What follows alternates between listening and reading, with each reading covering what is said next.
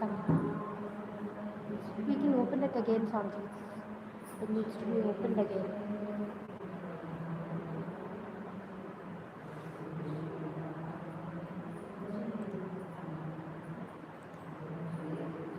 Right.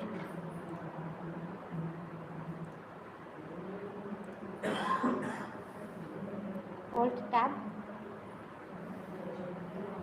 Close it off.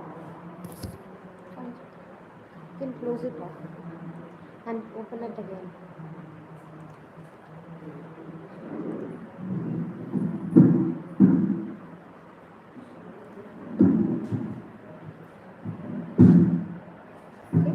I do.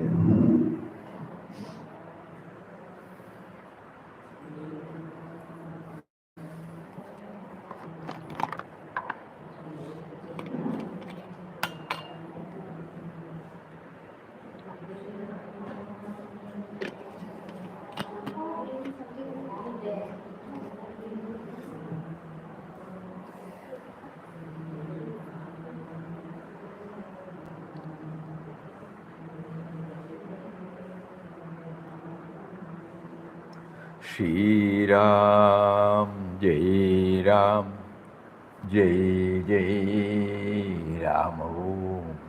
Shri Ram, Jai Ram, Jai Jai Ram. Om.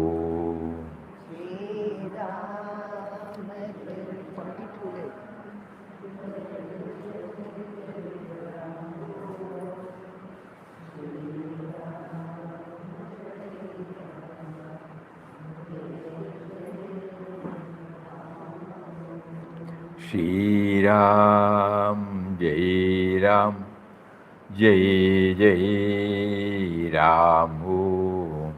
Shri Ram, Jai Ram, Jai Jai Ram. Om.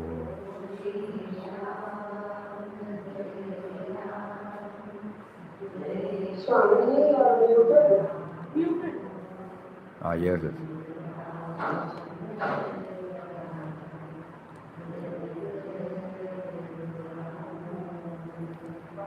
Shri Ram, Jai Ram, Jai Jai Ram. Om. Shri Ram, Jai Ram, Jai Jai Ram. Om.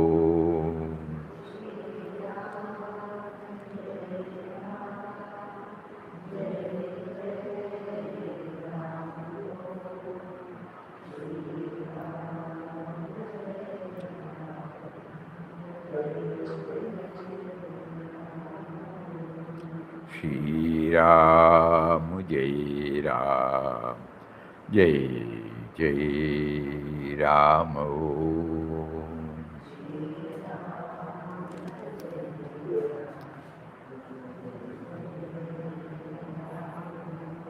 Shri Ram, Jai Ram,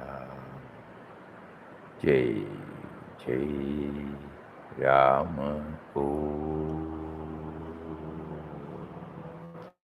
Om Shri Ram, Jai Ram, Jai Jai Ram. Hari Om to everybody. Pranam, pranam. Hari Om. Pranam, pranam. Yesterday we went through some portions of our Gita study where we were led to realize that Bhagavad Gita is to help us to transform our mind into a refinery, so that what comes out of that refinery in the form of thoughts, words and deeds are beneficial to the individual as also to others. So every chapter we try to go through with that perspective. And let us see how this exploration makes us closer to the Gita theme. In other words, the Gita touch. Gita touch in anything that happens, individuals, objects, situations. it will be Gita touch ensures beneficial not only to the individual but also to the rest of the creation. That message should become clearer and clearer to us. This is our perspective.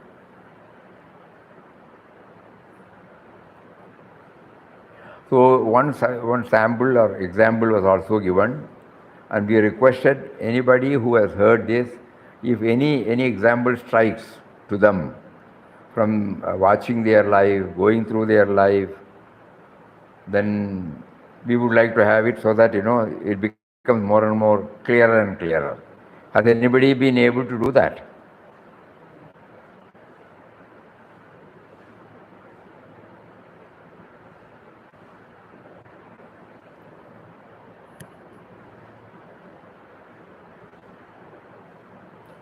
Here is one example. Probably when we hear this, we might be able to connect it. Of course, this had happened in 1942. He was closely associating with the freedom movement. He was arrested, and from the central jail he wrote to Papa, and Papa replied. What is more important for us is the reply. Your loving letter of the 31st August 1942. Ramdas heard about your being arrested and jailed. Your letter from the central jail is a pleasant surprise. So you are quite jolly in the new place, engaged as you are in repeating Ramnam and reading Bhagavad Gita. Truly the inner voice has led you into the jail so that you may do sadhana undisturbed.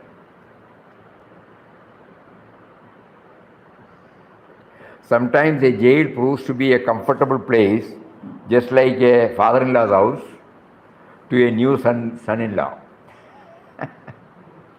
Only you should not be put to any manual labor such as rope making, scavenging, etc.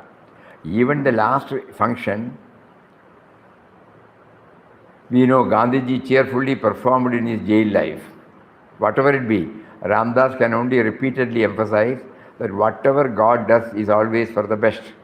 May the divine name taste sweet to you. May divine joy fill you through and through. Love and blessings, Ramdas. To a person who is in the jail, how this letter says, what is that? One more. This letter says, how he was not upset when he was arrested. We can feel the letter sent by him. So he is quite happy. So even when for a noble cause he was arrested, no personal interest is there, and even then there was no complaining. He felt, and Papa probably authenticated it or concretized, that everything happens only by his will, and in his case, this is the time where he can concentrate more and more on God dimension.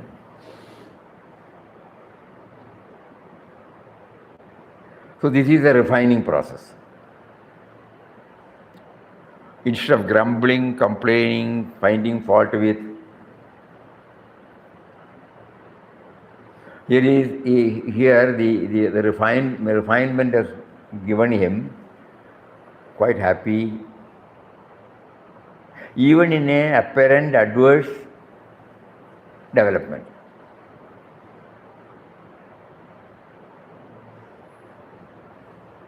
Okay.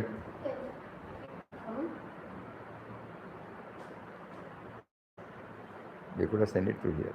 It's there in the email, Swamiji. It's there in my email.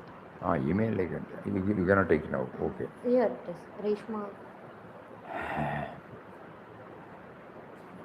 Reshma was a small entrepreneur, and after saving money for many years from her business, bought her first car of her life. She liked the car a lot and had started getting attached to it. She enjoyed the car for 1 year, and then due to Reshma's husband's job, they had to relocate to another place. Few months passed by, and Reshma's husband told her that she should transfer her car to her father-in-law's name. Reshma was not happy with this idea as she was too attached to the car and felt it was her first car from her earnings.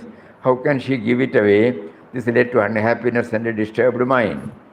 But when she started thinking rationally that the car is always of no use to her as she is in another place, and if she transfers it to her father-in-law's name, they can use it safely. Reshma changed her mind and, accepting the situation, transferred the car to her father-in-law's name cheerfully, and this led to harmonious relationship among the family.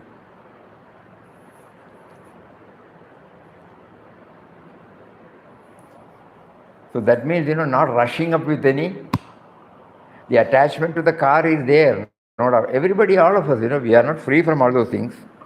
But even the moment it comes out, we are not allowing it to play,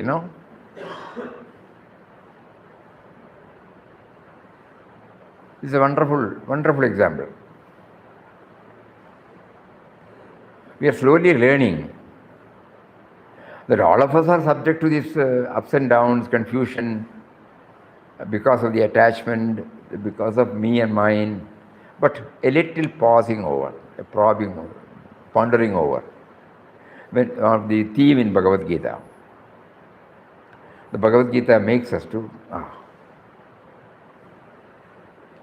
In Reshma's case, probably this had not taken place, of bringing Bhagavad Gita. For us now, it is the Bhagavad Gita dimension. Gita touch, that would be the fine word. The Gita touch makes us to not to rush up with our thing, but when slowly analyzing the pros and cons, and then arrive at a decision where Reshma is happy, others are also happy.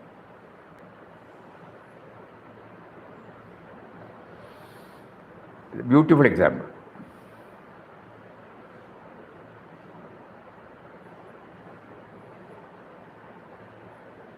Any other one?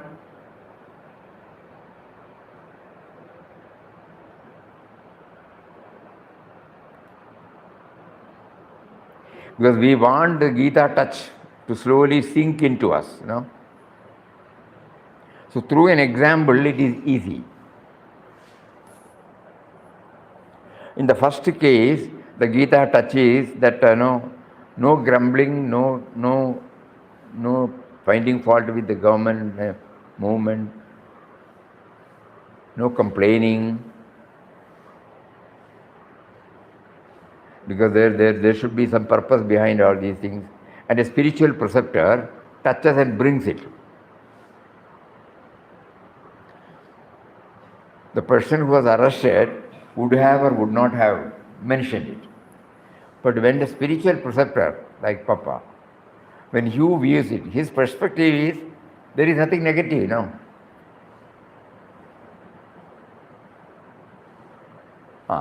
So there is nothing negative. Gita touch means, Gita touch ensures us only positive, optimistic outlook. So these two examples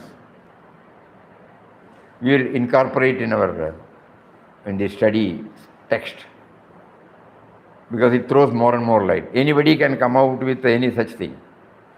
We are not in a hurry to finish. The first Vande Bharat trip is over. We are trying to slowly absorb the theme through the example. There is a theory, and then to make it clear, an example drawn from daily life. Has anybody tried?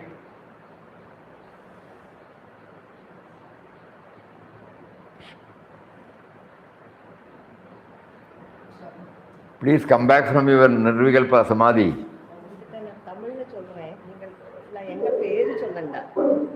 I don't have any such. She said, I don't have any such examples. Saying Padma saying, I don't have any such examples. Who said? Padma. It can't be. Everybody will be having this example. I have not thought about it. Say like that. Now kindly think about it. Because as individuals, everyone would have been blessed with such experiences in life. The only thing is we have not connected it up. And this connecting up is the real sadhana. சொல்லுங்க. அதாவது நாங்கள் ரெண்டு பேரும் தாராமாதேவி பார்க்க போகும்போது பெட்டியே ஃபுல்லாக போயிடுது. அது தெரியும். சரி, அப்போ இவர் இத்தனை கூல், ஒரு கஷ்டம் இல்லை. இவர் இந்த இது இப்போ பப்பா தந்தார் எடுத்துன்னு போனால் பரவாயில்ல, பின்ன வாங்கிக்கிறோம். ஸோ அவரை எப்பவுமே நினச்சிப்பேன் நான். எந்த ஒரு சுச்சுவேஷன்லையும் இந்த கீதை தாத்தா நல்லா சொல்லி கொடுத்துருக்காரு வாழ்க்கை மனசுக்குள்ள எல்லா சுச்சுவேஷன்லையும். Yes, put it.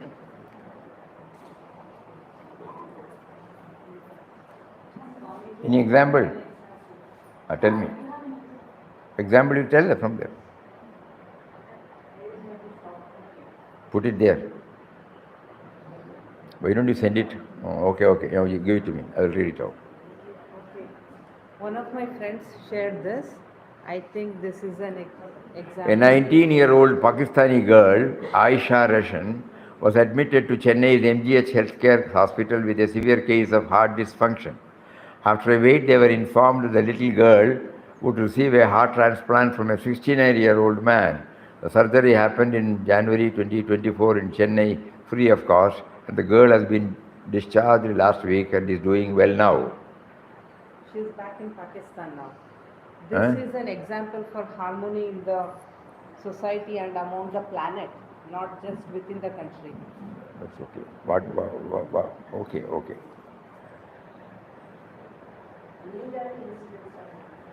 அதுக்கு நீராடி இன்ஸ்பெக்ட் சொன்னேன். 20 days மீரா பண்ணினானே அந்த பையனுக்கு ஹெல்ப் பண்ணானே. ஸோ மீரா அந்த பையனை காப்பாற்றினானே. அவ்வளோ ஸோ அவ்வளோ தைரியமாக நல்லா எப்படி இதில் கனெக்ட் பண்ணுறது. ஒன்றாவது சாப்டரில் we are trying now refinery. See here ஒரு நெகட்டிவ் தாட் வந்தது. That negative thought, it went through this refinery, it became positive. That is what we are trying to understand. A negative thought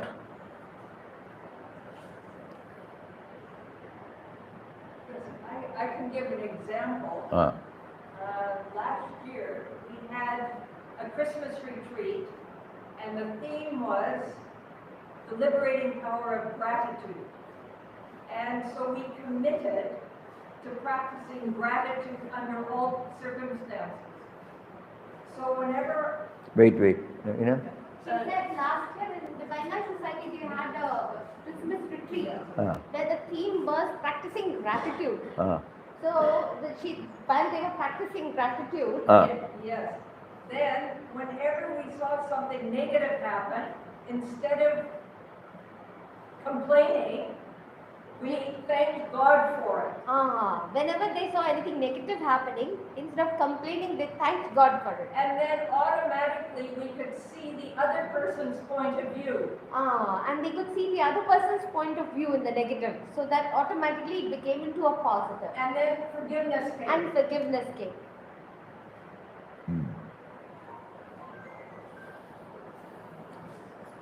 Acha. Swamiji, I have a personal experience with that. I am also sharing this with you. Though not with the concept of refinery, that I naturally implemented it. I have a intercaste marriage. I married a person from different caste. So She got married into another caste. and initially it was not welcoming. I used to complain a lot to my husband that you are keeping quiet when I am not accepted in the family. You should speak up.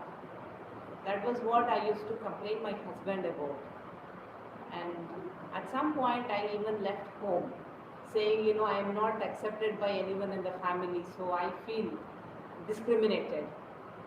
I wanted to be treated equally. Then when I went to Rishikesh, I was there for like 3 weeks.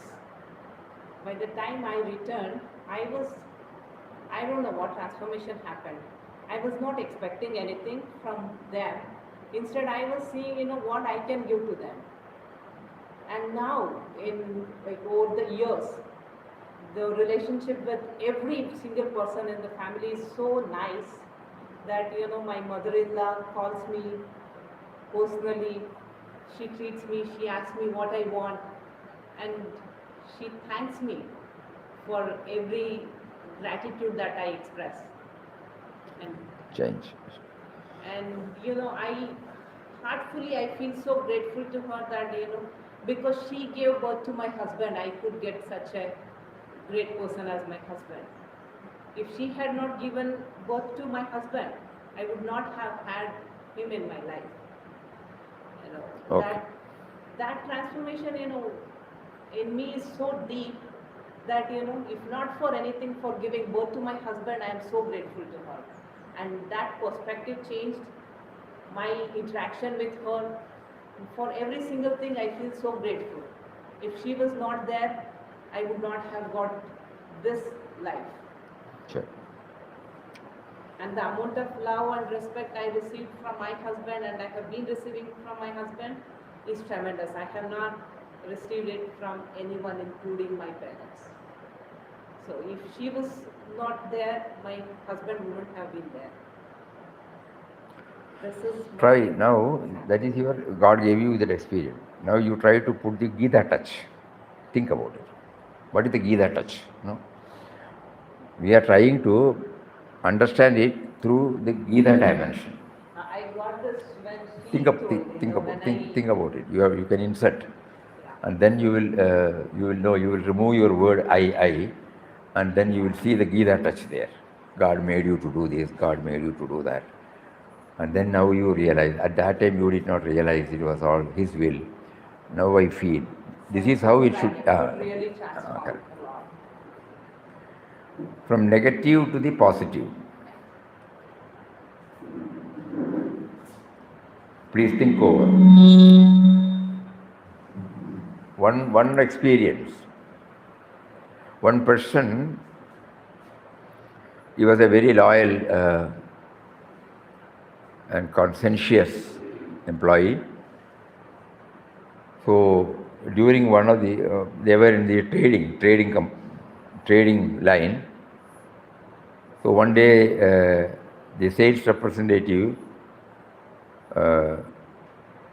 sent a letter to the head office where he was working, stating that he found a competitor's product in the authorized dealer's showcase in a particular place. So as soon as this was reported, this loyal employee immediately drafted a very, very strong letter condemning this and asking him to immediately rectify it. When the draft was prepared and was sent to the manager or assistant manager, the assistant manager called him and said, "Why should you think that he has deliberately done?" So immediately the subordinate said, "No sir, this cannot be permitted. In our agreement we have clearly mentioned that directly or indirectly we will not encourage the competitor's product. We will not condemn or belittle, but we will not directly or indirectly encourage. So this is against the ethics." So immediately the boss said to him, asked him, "So why should you think he has deliberately done?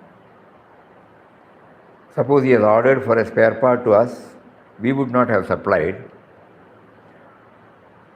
A client comes to this dealer, he immediately checks that the stock is not there. The client is his vehicle is on the road. He has to immediately do something, So he would have definitely gone for the competitor's product and solved his problem. At the time of buying that, he would have bought one or two extra, and there he would have kept it. Unknowingly, he would have kept it in the showcase. So why don't we think that it was not deliberately done? Think over it, and if you still feel that this letter should go, I will sign."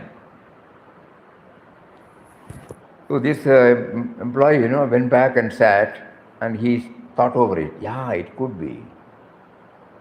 It could be like that. So he redrafted the whole letter and said, we got a report that a competitor's product is conspicuously placed in the showcase.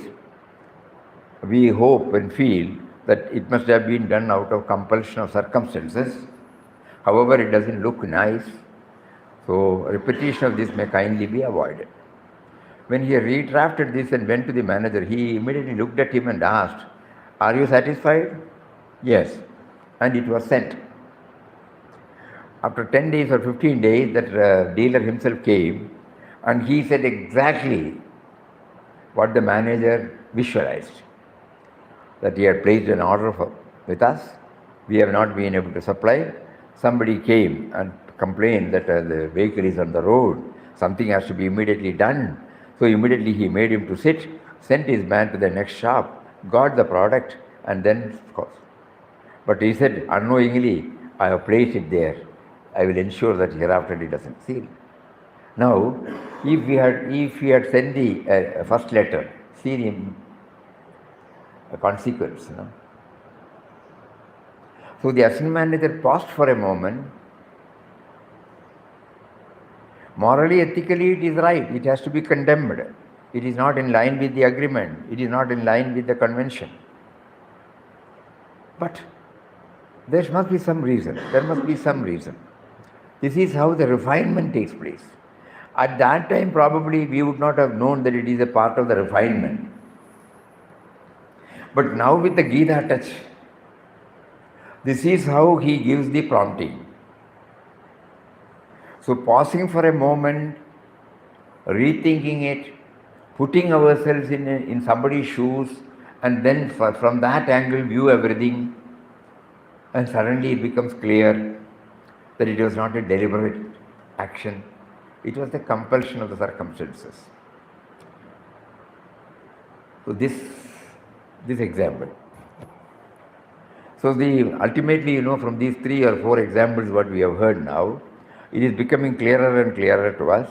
The refinement means a negative approach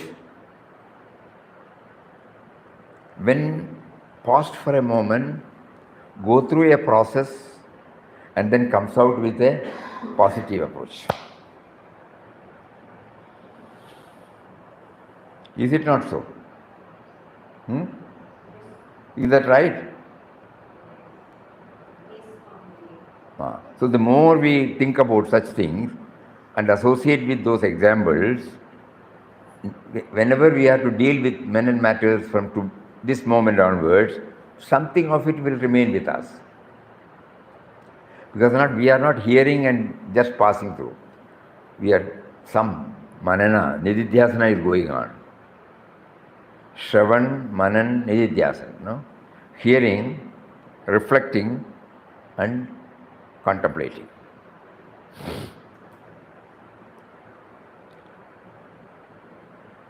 So the first chapter, all of us are likely to commit this. We first go to that, and then now we realize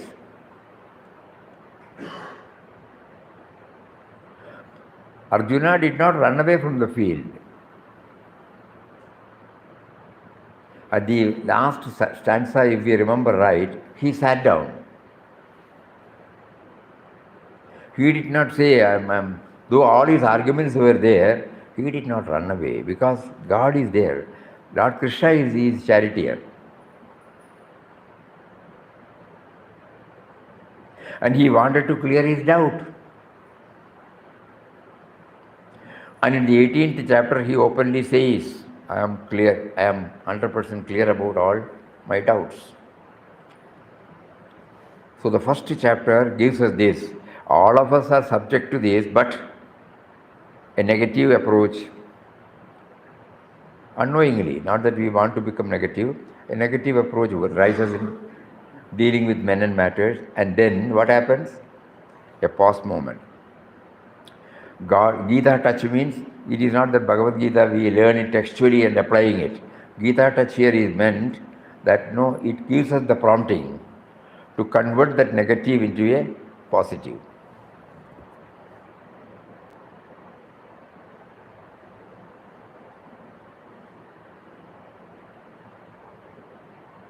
So tomorrow we request again people, all of us, all of you, to kindly think over and bring out such examples. Today we will put everything, insert it in our write-up.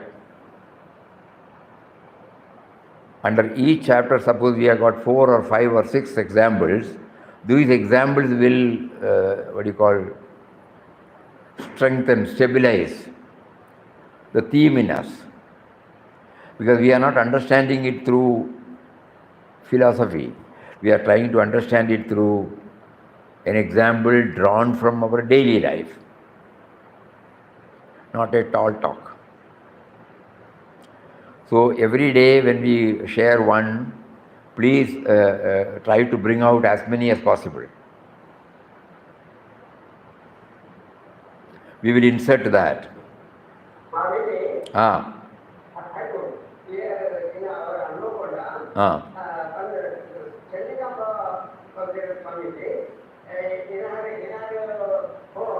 You can avoid the names.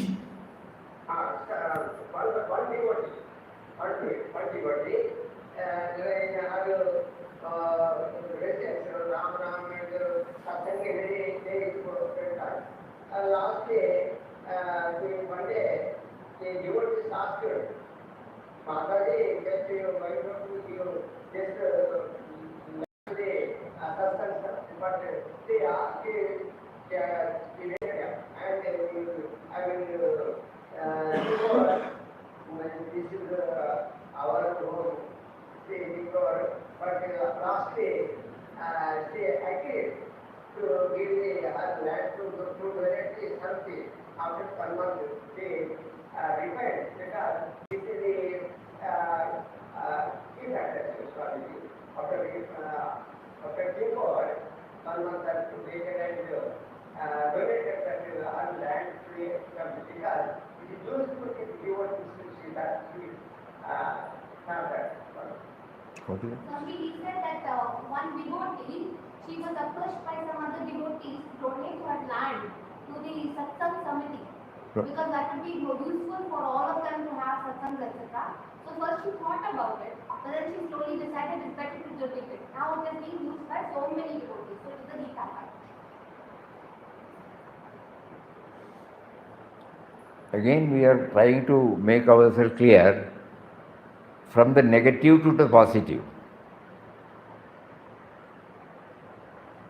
Initially, we go with our limited view, me to me, and then it becomes me to we. So we call it as a Gita touch. Does it come under that category? From the negative to the positive. Huh? Negative to positive. Maybe she first thought no, but she is not emphasizing. Okay.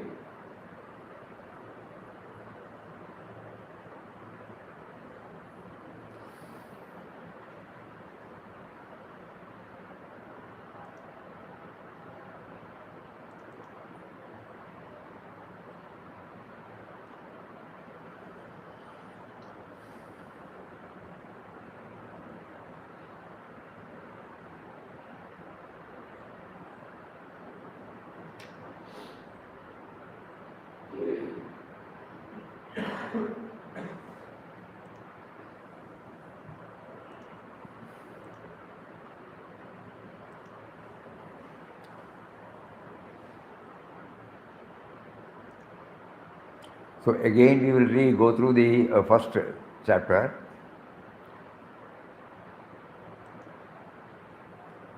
How Bhagavad Gita transforms the mind into a refinery. This is what we are trying to explore. Each of us approaches Bhagavad Gita through the lens of our own experiences, using its wisdom to refine our understanding and perception. It can vary from person to person. This transformative process is much like a refinery, where raw emotions, doubts and attachments are purified into clarity, strength and wisdom. Chapter 1. This chapter sets the stage in Kurukshetra, where Arjuna stands at the crossroads of duty and despair. His confusion mirrors our own struggles in life's battlefield, where attachments to people, situation, or outcomes often cloud our judgment. These attachments, though natural, can lead to disillusionment, making us seek escape or justify inaction through reasoning. Yet, beneath the turmoil, there is an innate awareness, a quiet recognition of the divine presence within us. This moment of surrender, when we turn to God for guidance, is the first step towards transformation. Vinobaji beautifully expresses this. Everybody has Krishna residing in his heart as the indwelling self. He is nearer to us than the nearest. Let us bear our heart with all its impurities and weaknesses before him and say, O Lord, I take refuge in you. You are my sole guide, my master. Show me the right path. I shall follow it. If we do so, Arjuna's charioteer will be our charioteer too. We shall hear the Gita from his own lips and he will lead us to victory.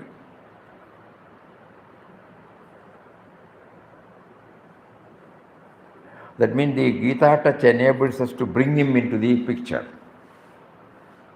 and seeking guidance from him.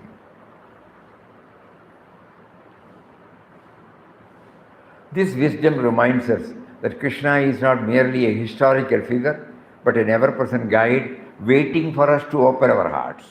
Our pondering, pausing for a moment, we should know that we are opening our heart. The sense of individuality is not rushing up with its own judgment. This wisdom reminds us that Krishna is not merely a historical figure, but an ever-present guide waiting for us to open our hearts. Just as crude oil undergoes refining to become pure and useful, our minds too can be refined by the Bhagavad Gita, turning doubt into determination, confusion into clarity, fear into faith. Through continuous dialogue with the Divine, we learn to navigate the challenges with strength, ultimately transforming our minds into powerful instruments of wisdom and purpose. Let us now try to figure out the main theme in this study: awareness of inner conflict and delusion. The root of suffering lies in attachment, the sense of me and mine.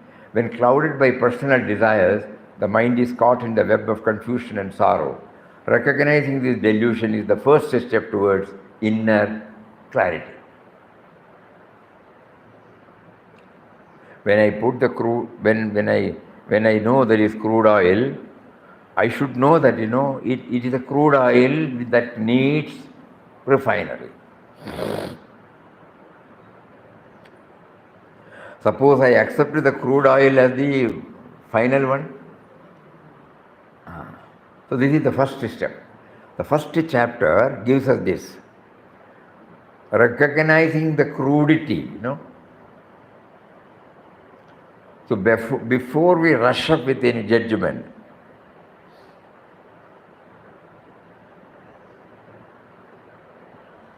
you have to keep on hammering this, Because the me and mine has got its own justification. It will rush.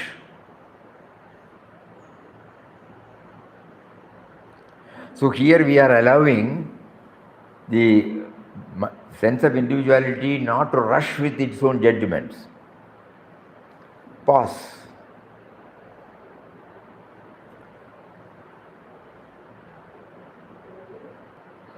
Previously there was, in the traffic rule, there used to be board. What is that? Stop and proceed, Before that, one more word is there. Stop, wait, proceed. Stop, wait, proceed. Stop. Wait. Wait. Wait. Proceed. No. Some other word. So that is exactly now it comes in our mind. Suppose when we go with a vehicle, that board will be there. Everybody makes a stop. Okay, something else, but stop, wait and proceed. Not wait, something else. Look.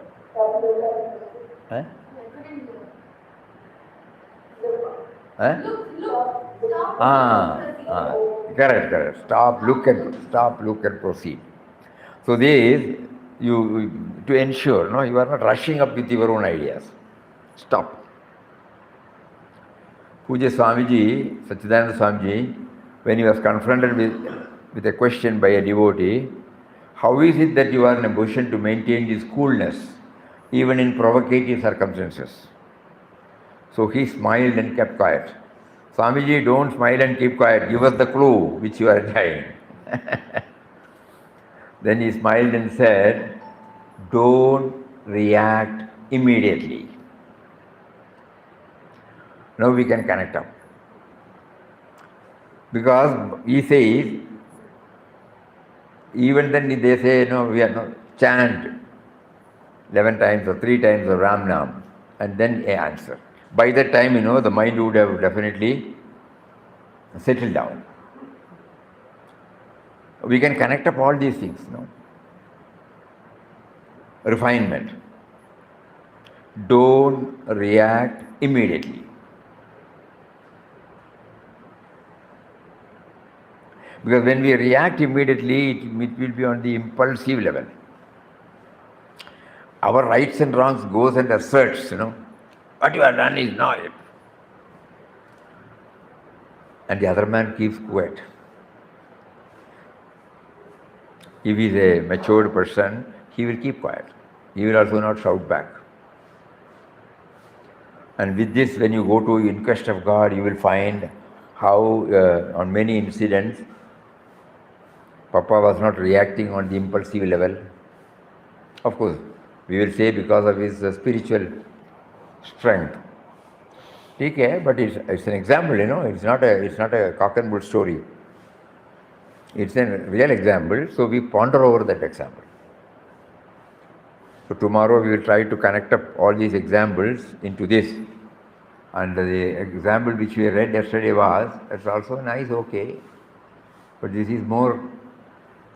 Ravi, a project manager in a software company, found himself constantly anxious and stressed about his team's performance. His mind was tied up in the outcome of each project, and every small setback caused him frustration.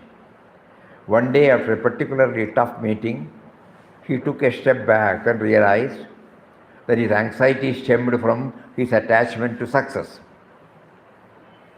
By observing his thoughts without reacting, he started detaching from the results and instead focused on doing his best regardless of the outcome.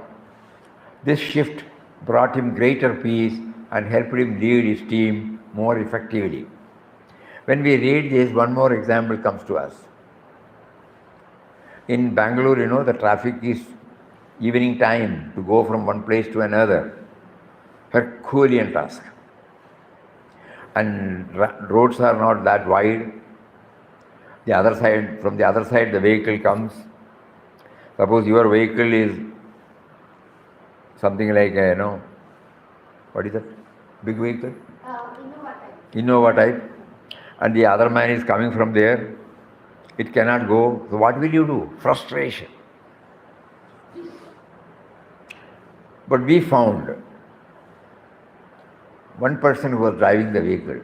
As soon as he sees the other vehicle, he will just take the side, get into the side road, allow the man to go. And when he passes, that man shows like this. And then again he goes. 2 or 3 times it happened.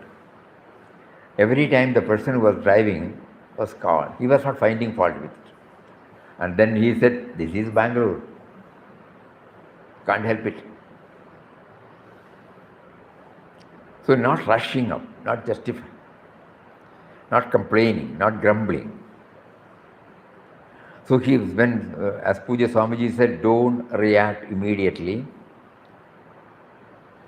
Let us put ourselves on somebody's, He cannot change the route. On your side there is a diversion. So instead of asking him to come, you take the diversion, give the space for him to go, then you go. And there is always a reciprocation from the other side. This is what that was seen.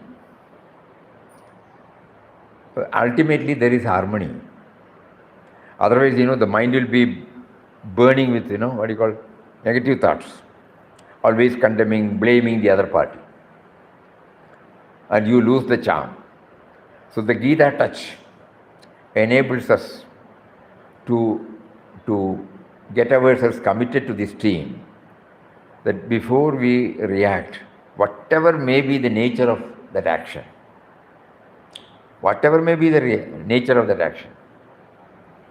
we pause for a moment and then put it in the process of refinery. What is refinery? Putting it in the other man's shoes, and from that platform we try to look at it. And then you are peaceful, they are also peaceful. I think today we got 4 or 5? 4 or 5. We can note it down, So we would like to have this as many examples as possible for every point that we get from every chapter. Because now we become more and more convinced that each chapter stands for something that is related to reforming our thoughts, words and deeds with Gita touch.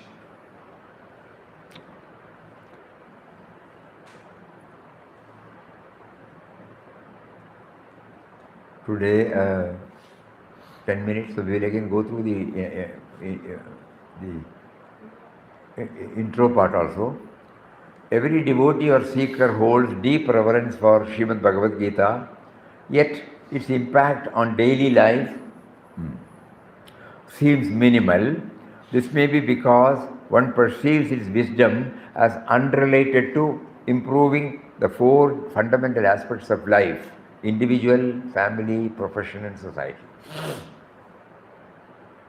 However, true transformation begins when we recognize that the Gita is deeply connected to everyday life and that its teaching provides practical solutions for handling life's challenges with ease. When our thoughts, words and actions align with a conscious process, they naturally become productive, foster harmony, lead to inner peace. With this perspective, an effort has been made to explore the Gita, revealing it as a timeless guide, a catalyst for maintaining harmony in our relationships, rooted in our awareness of the Creator. This study is divided into 2 parts: the background materials from each and every chapter that help to shape the perspective, and the core material, which includes clues for each of the 700 slokas across 18 chapters.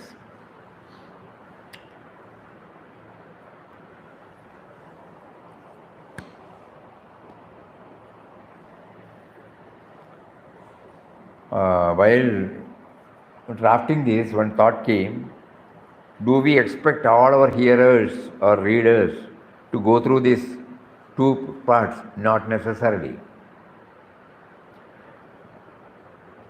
When we go to our classes, when the teacher takes the subject in the text, the textual information is conveyed to us. Not that we have to go through that, because these are the revelations of lot of research. That is why they have put it in the text form. Now we have to apply it in our life, not in the way in which the text was prepared. Can you visualize how a text is prepared? Now, of course, digital platform helps a lot, but in good old days there was no digital platform. So we don't know how far it is right, but we were told that there will be a textbook committee where the organizer or the chief gives some clues to the teachers or people who can draft out. These are all the broad guidelines you bring out. They apply their mind and then they bring out the text. They decide how many chapters, how many pages. So there is a backwork for them. We don't have to do that backwork. They have done it. Similarly, we don't have to think that we have to go through the 700 slokas. Of course, you will also get your own perspective when you go through the 700, no doubt about it. But not necessarily to understand what has been brought out.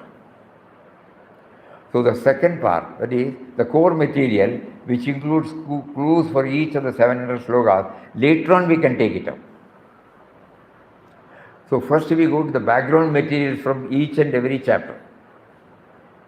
And then that helps to shape the perspective. And finally, it is condensed to a few lines and made it clear through examples. So this is the pattern, now it is being adopted. So part 1, Bhagavad Gita, a practical path to transform the mind from mediocrity to excellence. Beloved Papa Swami Ramdas of Anandashram beautifully describes the Bhagavad Gita as a veritable mosaic of eternal wisdom. These are all the things that helped us to develop. This sacred scripture provides insights into every aspect of human life, addressing both spiritual and physical dimensions with profound clarity. Its timeless relevance lies in the fact that it leaves no question unanswered about how to navigate life's challenges and opportunities. For those seeking the ultimate truths of philosophy and a practical life for everyday living, Gita is an unparalleled guide. The core message of this remarkable work is to cultivate self-awareness, establish a meaningful connection with the indwelling divine power, and align harmoniously with our role in co-creation. So the Gita is presented in this. What does it give? Self-awareness. I am an individual. No? I am not a bundle of this and that. And then I realize there is an indwelling reality who is making me alive. And then my relationship with the co-creation. So me, he, and the rest of the creation. The core message of this remarkable work is to cultivate these three, harmonious relationship. The ancient rishis, often regarded as spiritual scientists, delved deeply into the eternal wisdom and uncovered profound truths which they compiled into the extensive teachings of the Upanishads. To make these teachings more accessible to the masses, their essence was distilled and presented in the form of Srimad Bhagavad Gita. This is evident from the following Dhyana Shloka. Sarvopanishado gavo, Tokta Gopalanandana, Partho Vatsa Sudhir Bhokta, Dugdam Gita Amritam Mahatu. All the Upanishads are the cows, milkman is Lord Krishna, Arjuna is the calf, men and women of purified intellect are the drinkers, and the supreme nectar Gita is the milk. The allegory of Kurukshetra battlefield brings the Gita's teachings to life. This battlefield is not just a historical or mythical setting, it represents the inner struggles we face every day. Lord Krishna, the charioteer and guide, symbolizes the indwelling reality, the divine wisdom within us. Arjuna, the warrior filled with doubt and confusion, represents our sense of individuality. Often torn between conflicting emotions and responsibilities. The Kauravas are the negative forces within us, greed, anger, pride that pull us down. In contrast, the Pandavas symbolize positive virtues such as truth, courage and compassion. The Kurukshetra is the world within and without, a stage where these forces clash. Through the first stanza, the Bhagavad Gita drives us to discover that every problem faced by us stems from not rising from me and mine. And the last stanza assures us that when we experience that God is the indwelling reality who is behind all our thoughts, words, and deeds, we will enjoy happiness, peace, prosperity, born out of the guidance from Him. In other words, Bhagavad Gita is directing us to move from me and mine to we, then me to Him. From self-assertion, born out of the sense of individuality, to surrender to the power activating the sense of individuality. That means we should know that we are only playing the part allotted to us by Him in this world Leela, and nothing is really initiated by us. However, the sense of individuality often blinds us to this truth. Beloved Papa provides a profound key to unlock the treasures of the Gita. Behold divinity in every aspect of this world Leela. Verily it is He at play in all beings and creatures. Nature has gifted us an extraordinary ability to refine experiences within our own system. Yet, life today is filled with crudity in our relationship, actions and thinking. This arises when we fail to use our body-mind complex as a refinery of experience. Functioning from a lower level of consciousness, our thoughts and actions become self-centered, leaving no space for a broader perspective. However, when we operate from the higher faculty of buddhi, our outlook naturally expands to include the well-being of others. The attitude shifts to what can we do for others, aligning with the Atman or Brahman, the one divine self present in all. Just as raw materials are refined to produce something valuable, our experiences, both good and bad, should be processed to bring out qualities such as love, compassion, peace, efficiency and dedication. The essential question before is, how can we refine our experience? The Bhagavad Gita provides practical techniques to transform the mind from crudity into a refinery. More than a text for intellectual study, it serves as a guide for real-life transformation, helping us navigate challenges with wisdom and balance. Step by step, the Gita teaches us to build strong character and personality by refining our psychophysical energy system known as buddhi. This faculty comprising intelligence, discrimination, will and emotion is a powerful tool for our human growth. True motivation arises not from intellect alone, but from emotion and feeling, which when harmonized with willpower, create a dynamic force for self-transformation. By refining our inner energy, we cultivate creativity, courage, determination, focus, innovation. Bhagavad Gita gradually strengthens our buddhi, helping us regulate impulsive reactions, make wiser choices, avoid regret. Thus, the path of refinement is not an intellectual pursuit, it is a practical way of living, leading to clarity, harmony, and excellence in all aspects of life. Example of the outcome is, a father sees his child go through many moods, dirty one moment, mischievous the next, laughing in the morning, crying in the evening, yet his love for the child remains unchanged. This is an example of Samabuddhi. In the same way, a true seeker recognizes the presence of the divine in all situations, joy and sorrow, success and failure, laughter and tears. This understanding brings intellectual equanimity, inner peace in the form of fixed resolve, sustained faith, optimistic outlook.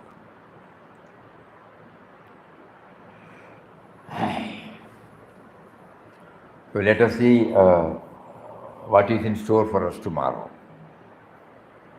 Kindly tell us whether everything is becoming clearer and clearer.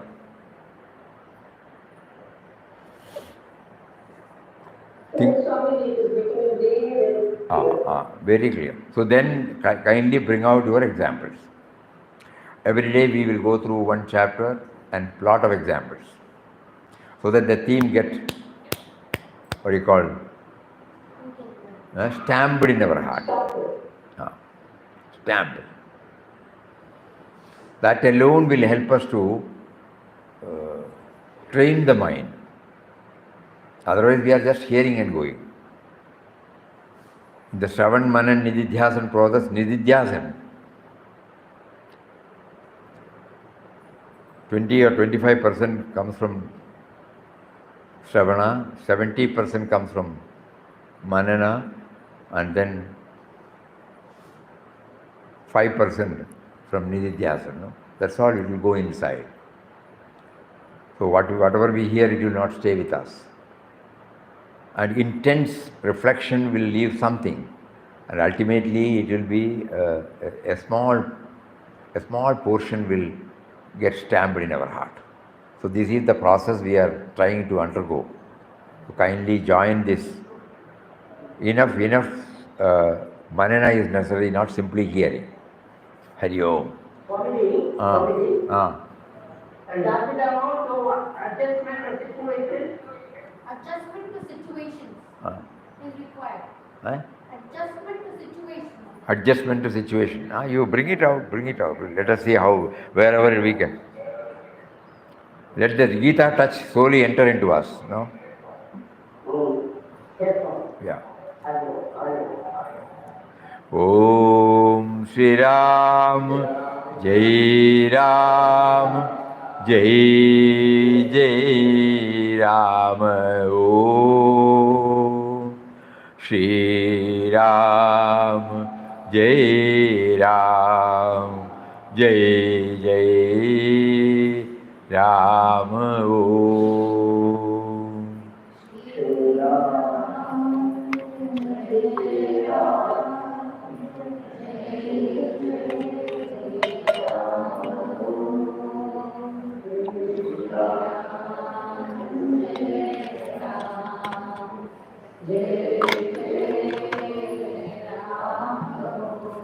Shri Ram, Jai Ram, Jai Jai Ram.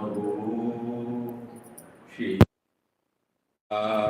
Jai Ram, Jai Jai Ram. Shri Ram, Jai Ram, Jai Jai Ram.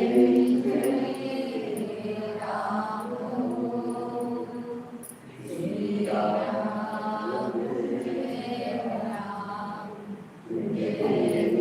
Ram, Jai Ram, Jai Ram. Shri Ram, Jai Ram, Jai Jai Ram.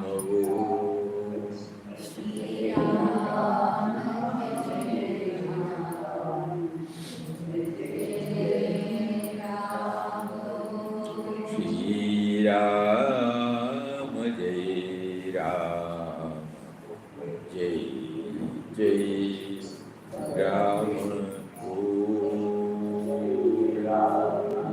Jai Jai Ram. Om Shri Ram, Jai Ram, Jai Jai Ram. Hari Om, Hari Om, Hari Om, Hari Om to everybody. Namaskar, Namaskar, Namaskar, Namaskar. Hari Om.